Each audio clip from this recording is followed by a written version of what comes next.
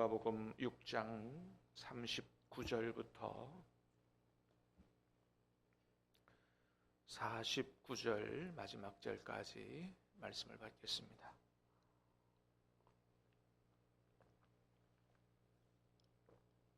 누가복음 6장 39절부터 49절 마지막 절까지입니다. 또 비유로 말씀하시되 맹인이 맹인을 인도할 수 있느냐 둘이 다 구덩이에 빠지지 아니하겠느냐.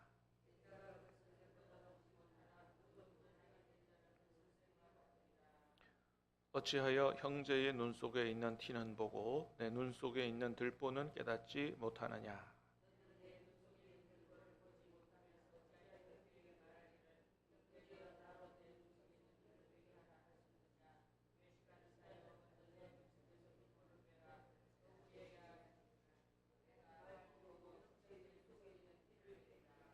못된 열매 맺는 좋은 나무가 없고 또 좋은 열매 맺는 못된 나무가 없느니라.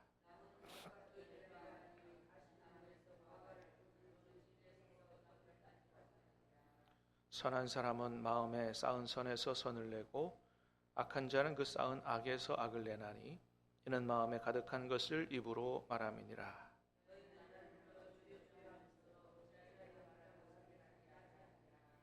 내게 나와 내 말을 듣고 행하는 자마다 누구와 같은 것을 너희에게 보이리라.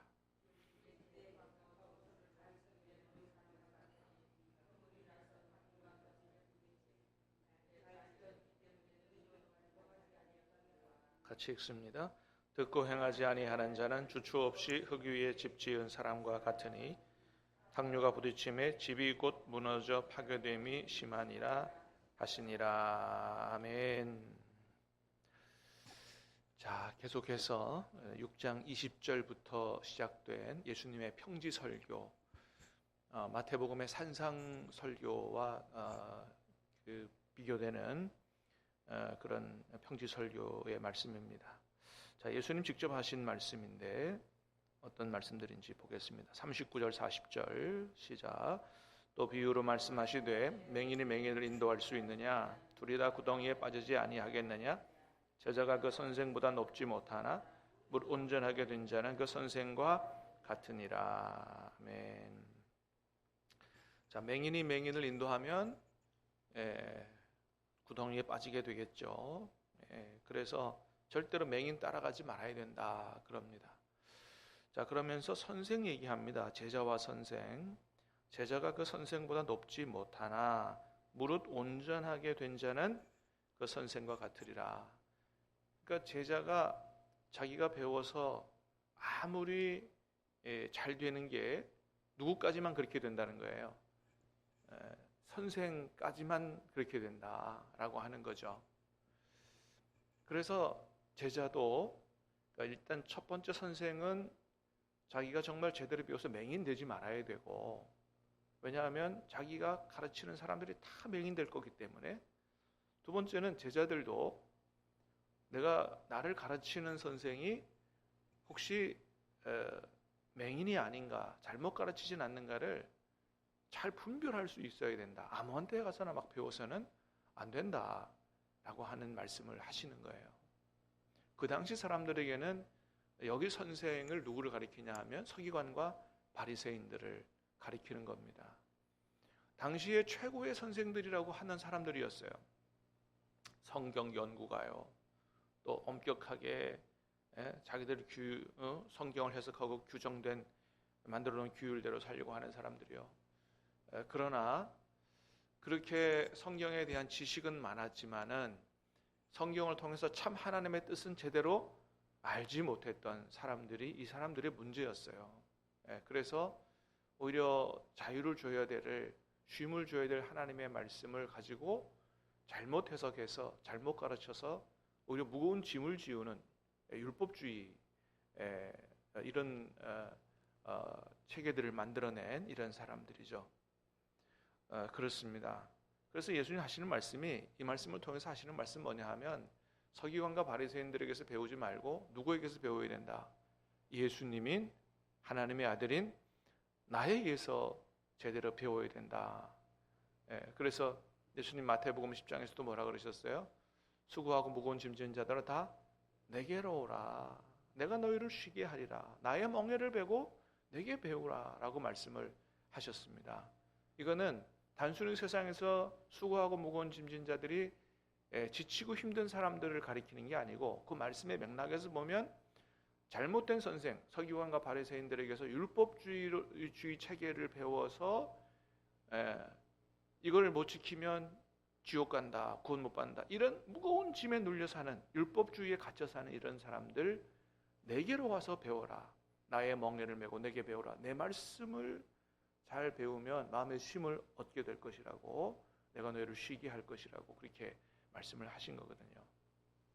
그래서 이 땅의 목회자들이, 이 땅의 성경을 가르치는 사람들이 맹인 교사가 안 되고 예수님 닮아서 참된 목자와 교사가 되려면 모든 사람들이 예수님에게서 잘 배워야 돼요.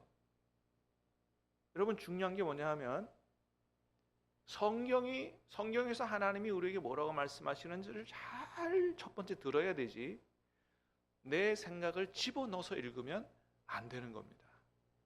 성경을 읽는 아주 첫 번째 기본 자세예요. 내 성경을 집어넣어서 읽지 말고 성경이 나에게 뭐라고 말씀하시는지를 잘 배우고 들을 수 있어야 돼요. 그래서 사실은 신학대학도 가고 성경대학도 가고 하는 거거든요. 여러분, 2단, 3단들이 주로 어떤 사람들이에요? 신학교육을 제대로 받아보지 못한 사람들이에요. 그러니까 성경을 많이 읽긴 했어요. 지식은 많아요. 근데 문제는 뭐예요? 자기 멋대로 막 해석을 하는 거거든. 여러분, 성경이 기록될 2000년, 3000년 전의 시대 상황, 역사적 상황 다 달라요. 그리고 우리나라하고 말하고도 달라요. 이게 번역본이기 때문에 약간 번역이 좀 미흡한 것도 있어요. 그래서 그런 것들을 다 배우고, 이때 당시에 이 말씀은 어떤 의미인 거구나, 이걸 먼저 깨닫고 성령의 역사로 말미암아 그 뜻을 오늘 내 삶에 적용하도록 하는 것이 성경의 바른 읽기요. 그게 바로 이제 목회자들에게 주어진 사명이거든요. 그래서 오늘 저녁에도 이제 성찬 제대로 알고 받읍시다라는 말씀을 전할 텐데, 그 말씀에서도 주로 목사님들이 제대로 잘 못 가르쳐 준 말씀이 있어요. 자기를 살핀 후에야 주의 몸과 주의 떡을 마실지니, 그렇지 않으면 자기의 죄를 먹고 마시는 것이니라. 그래서 우리가 혹시나 죄를 짓고 회개하지 않은 게 있는지 좀 돌이켜보고 기도하고 성찬 받읍시다.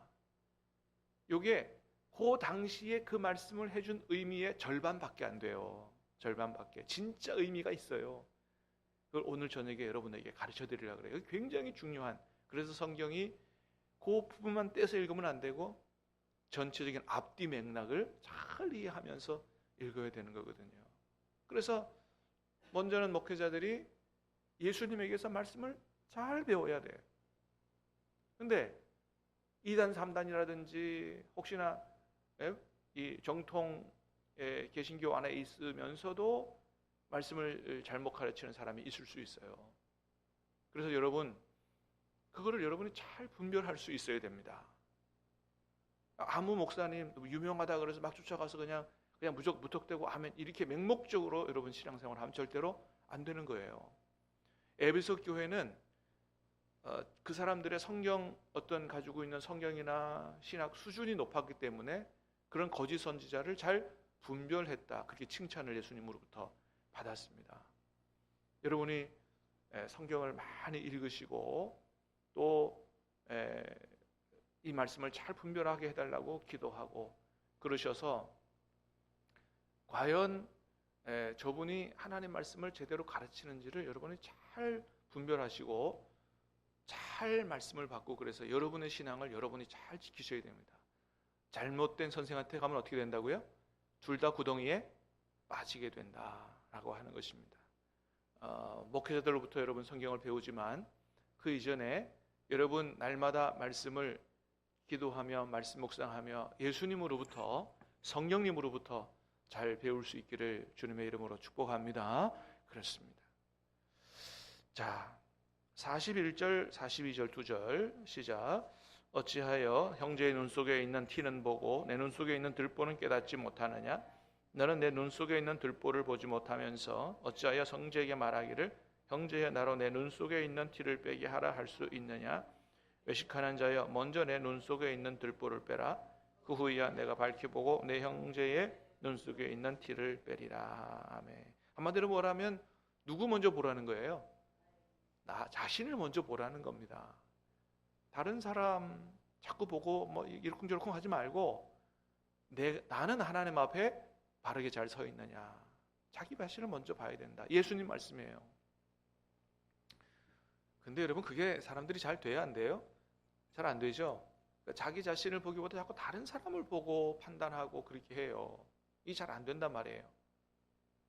그래서 우리가 우리 스스로 우리 자신을 못 보기 때문에 우리 스스로를 잘 볼 수 있는 그런 시간을 가져야 됩니다. 여러분 우리가 거울이 없으면 우리 스스로 잘 못 봅니다. 우리 스스로를 보려면 뭘 봐야 돼요? 거울을 봐야 되거든요. 우리 자신을 볼 수 있는, 우리 자신의 생각, 마음, 삶의 모든 것을 제대로 볼 수 있는 거울이 있어요. 그게 뭐냐? 성경이에요. 성경을 통해서 우리가 우리 자신을 하나님 앞에서 제대로 볼 수 있어야 된다라고 하는 것입니다.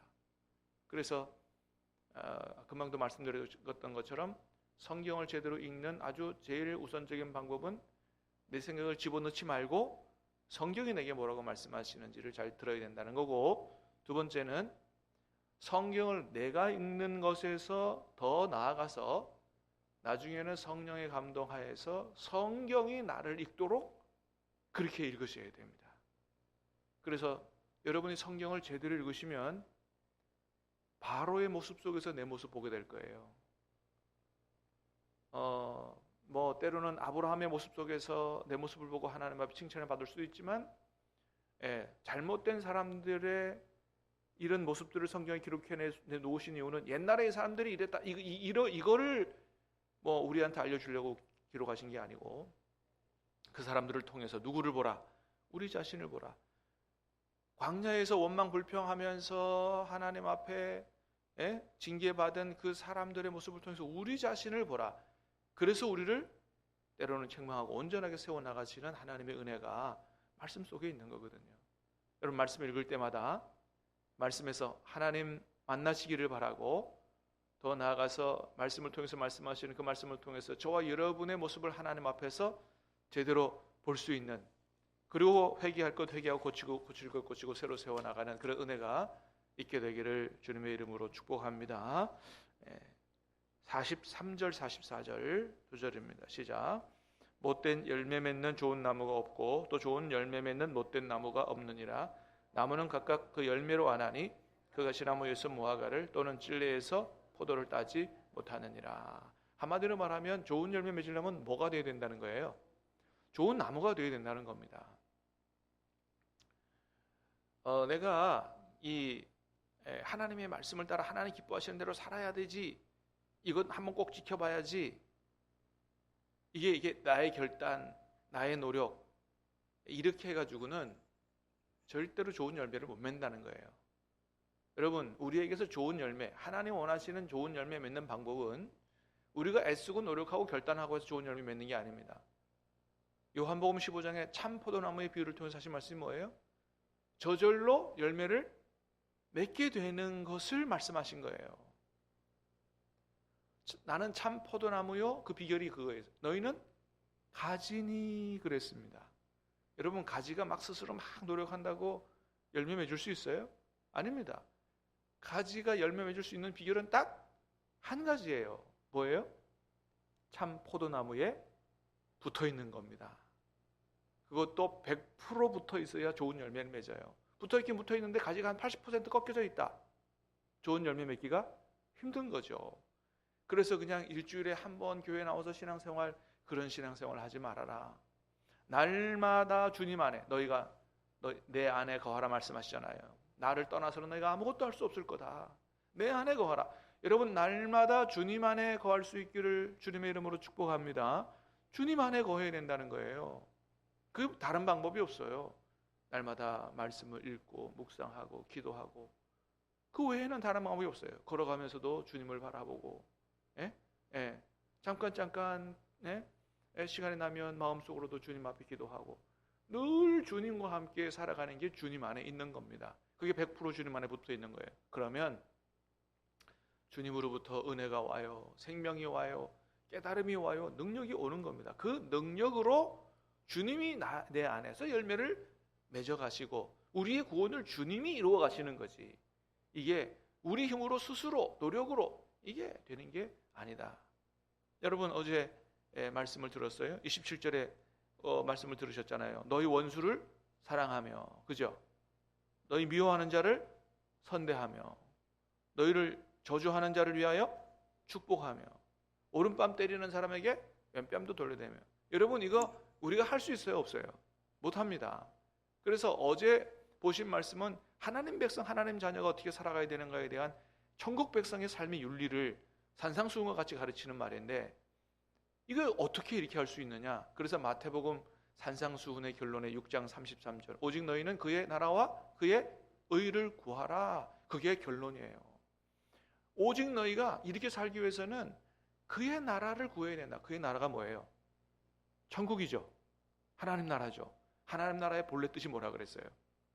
무슨 황금길 보석집이 아니라고 그랬어요. 천국의 본질은 하나님이 왕 되시는 곳이에요. 하나님의 왕적인 통치를 구하라는 것입니다. 성령의 충만함을 구하라는 거예요. 하나님이 내 안에서, 예수님이 내 안에서 왕으로 통치하는 이런 삶을 구하라. 나의 노력으로 하는 게 아니고 주님의 통치, 주님의 지배. 그래서 나의 의가 아니고 누구의 의? 그의 의를 구하라. 주님이 내 안에서 역사하셔서 그런 의의 열매를 만들어 나가는 이런 우리의 가장 중요한 기도 제목이 바로 그것이라는 거예요. 그런 왕적인 통치가 이 나라의 온 세계 가운데 임하는 게 주기도문 안에 가르쳐 주신 나라가 임하시오며의 기도입니다. 그렇습니다. 그거 외에는 열매를 맺을 방법이 없어요. 오늘 마찬가지입니다. 좋은 열매는 좋은 나무에게서만 난다. 우리가 좋은 나무가 아니에요. 좋은 나무가 되는 비결이 한 가지밖에 없어요. 누구 안에 접붙임 바 되는 거예요? 예수님에게 접붙임 바 되는 거예요. 잘 접붙임 바 돼야 됩니다. 적당히 떨어져 있어서 안 돼요. 100% 접붙임이 딱 되면 그 원가지로부터, 원나무로부터 모든 영양분이 와서 우리가 좋은 나무가 되게 되는 거예요. 주님을 닮아가게 되는 거죠. 그래서 관건은 뭐냐? 내가 얼마나 주님과 깊은 관계 속에, 친밀한 관계 속에 있느냐. 날마다 주님이 주시는 은혜와 생명과 지혜와 능력을 받고 사는 사람이냐, 주님 안에 있는 사람이냐. 이게 중요한 겁니다. 여러분 날마다 주님을 바라보고 주님과 대화하고 주님과 교제하고 주님과 함께 사시기를 주님의 이름으로 축복합니다. 그러면 주님이 우리 안에서 모든 걸 다 하십니다. 우리의 말을 바꾸시고 생각을 바꾸시고 마음을 바꾸시고 인격을 바꾸시고, 삶의 열매가 맺혀지게 하시고, 그래서 예수님을 제대로 믿으면 안 변화될 수가 없는 거예요. 내가 예수님을 오래 믿어, 초신자는 잘 안 변해요. 교회 나오는 것만 해도 하나님 기뻐하셔서 막 은혜를 주세요. 기도도 응답해 주세요. 오래 믿었는데 안 변한다. 내 생각도 마음도 삶도 말도 안 변한다. 심각하게 생각해 보셔야 됩니다. 나는 주님 안에 있는 자인가? 네. 그렇습니다. 그러면 좋은 열매를 저절로 맺게 된다고 말씀하셨어요. 이게 우리가 주님 안에서 누리는 놀라운 축복인 거예요. 45절 말씀도 봅니다. 시작. 선한 사람은 마음에 쌓은 선에서 선을 내고 악한 자는 그 쌓은 악에서 악을 내나니 이는 마음에 가득한 것을 입으로 말함이니라. 자, 예수님의 언어 통찰입니다. 우리의 말은 내가 하고 싶은 말이 나오는 게 아니고요.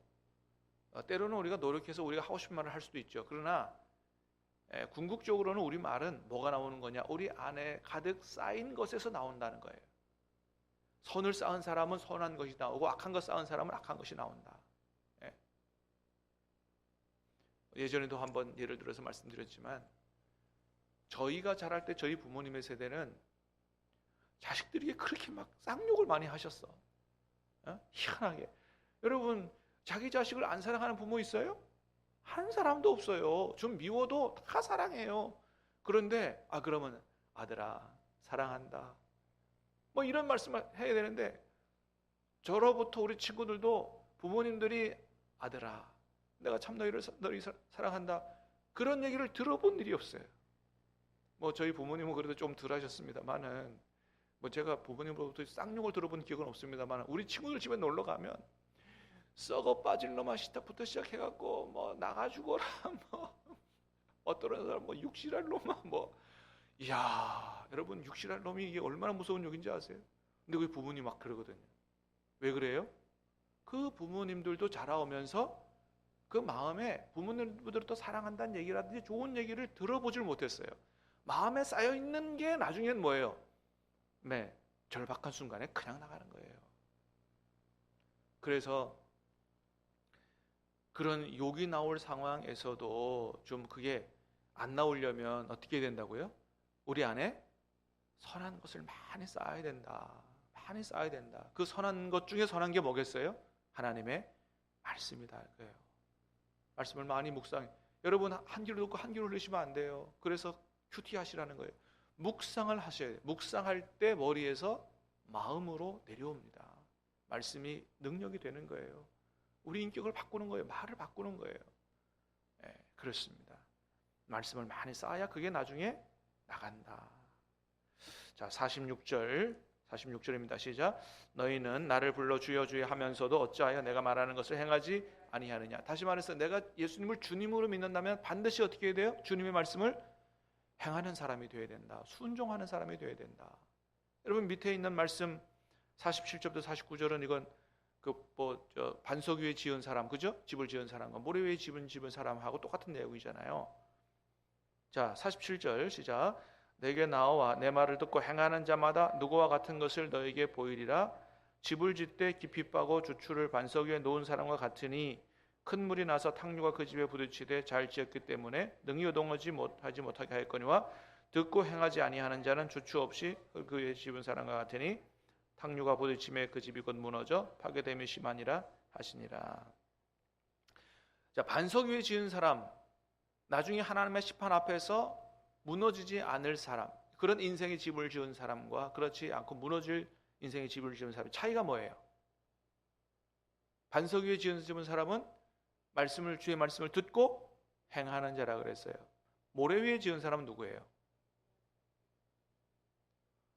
49절에 듣고 행하지 아니하는 자. 그러니까 하나님 말씀을 들어보지 못한 사람이 아닙니다. 저 밖에는 불신자를 얘기하는 게 아니에요. 하나님 말씀을 듣긴 들어요. 근데 뭐예요? 순종이 없는 사람을 얘기하는 거예요. 저 밖에 있는 사람은 말할 것도 없고. 여러분 반석 위에 집 지은 믿음을 갖게 되기를 축복합니다. 그건 뭐라고요? 듣는 데서 끝나는 게 아니고 순종으로 이어지는 것이다. 왜냐하면 이게 진짜 예수님을 주님이라고 믿은 사람의 삶이기 때문에 그래요. 그 말씀하시잖아요. 너희가 나도 주여 주여 하면서 어째 내가 말하는 것을 행하지 아니하느냐. 그래서 행함이 없는 믿음은 거짓 믿음이요 죽은 믿음이라고 하는 야고보서의 말씀이 그거예요. 참 믿음이 뭐냐를 가리키는 거예요. 행위 구원을 가리키는 게 아닙니다. 우리가 정말로 예수님을 구세주, 나의 유일한 구세주, 구원자와 주님이라고 믿었다면 주님 말씀을 잘 듣고 어떻게 해요? 순종하는 삶으로 이어져야 된다. 이게 진짜 믿음이요, 이게 살아있는 믿음이요, 이런 믿음이 구원받는 믿음이라고 말씀합니다. 물론 우리가 그렇게 해도 100점짜리는 될 수 없을 거예요. 예수님이 60점 이상은 돼야 합격시켜준다 천국에, 이렇게 말씀하시는 것도 아니에요. 중요한 건 뭐예요? 그런 삶의 태도인 거예요. 믿음의 태도. 정말 주님은 나의 주님이십니다. 나는 주님의 말씀대로 살기를 원합니다. 내가 부족하여 또 넘어지고 알고도 죄를 짓고 모르고도 죄를 짓고 하지만 주님 회개합니다. 정말 주의 말씀을 따라 살 수 있도록 도와달라고. 그래서 여러분 우리가 기도하는 겁니다. 내 삶의 필요보다 더 우선적으로 기도해야 될 것, 주님의 뜻대로 살게 해 주십시오. 이게 천국 백성과 하나님의 자녀의 중요한 기도지며 그것이 예수님의 기도의 핵심이었다. 여러분, 주님 주신 말씀이 때로 굉장히 무거운 짐 같아도 하나님의 뜻이 그것이다. 그렇게 살 수 있도록 성령께서 도와주실 줄로 믿습니다. 오늘 이 아침도 말씀 붙잡고 기도할 때 성령의 충만한 임재와 축복이 있게 되기를 주님의 이름으로 축복합니다. 기도하겠습니다. 하나님